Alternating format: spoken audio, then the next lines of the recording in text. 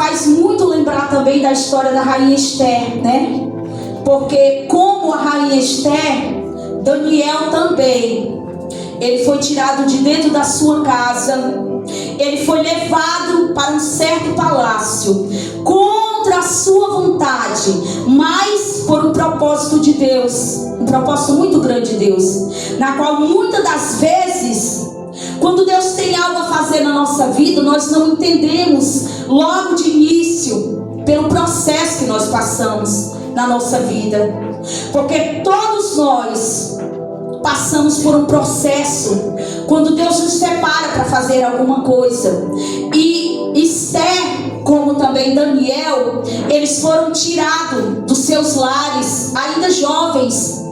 A palavra de Deus diz que Daniel era um jovem, e eu fui me aprofundar um pouco mais na história de Daniel. E como relatos bíblicos, a Bíblia diz que Daniel era um jovem de 17 anos, que ele foi tirado de dentro da sua própria casa, contra a sua vontade, para cumprir um propósito de Deus. Ele foi levado para um certo palácio ali na Babilônia. Glória a Deus, aleluia. E ele foi levado de Jerusalém, da cidade, glória a Deus, essa cidade que foi conquistada, né, Jerusalém, foi uma cidade conquistada, e ele foi levado para a grande Babilônia, glória a Deus, aonde ele permaneceu ali por muito tempo.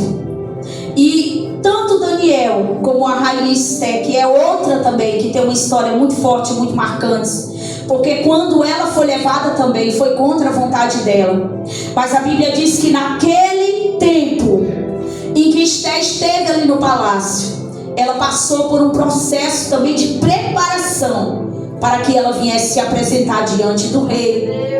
Aí a gente vai ver tudo que Esther passou e tudo que Daniel passou. A Bíblia diz que Daniel, ele foi separado, ele foi um jovem que foi ali separado.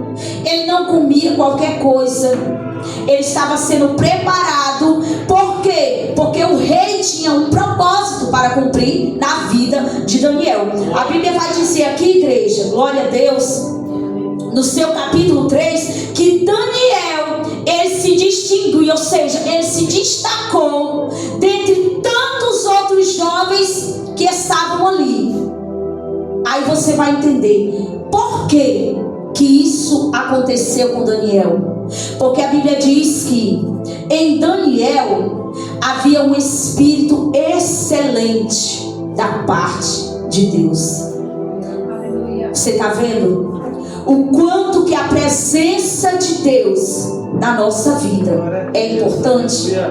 A presença de Deus na nossa vida, ela nos faz se destacar dentro do nosso lar, dentro da nossa vizinhança, numa fila de banco, na rua, em qualquer ambiente que nós estejamos. Esse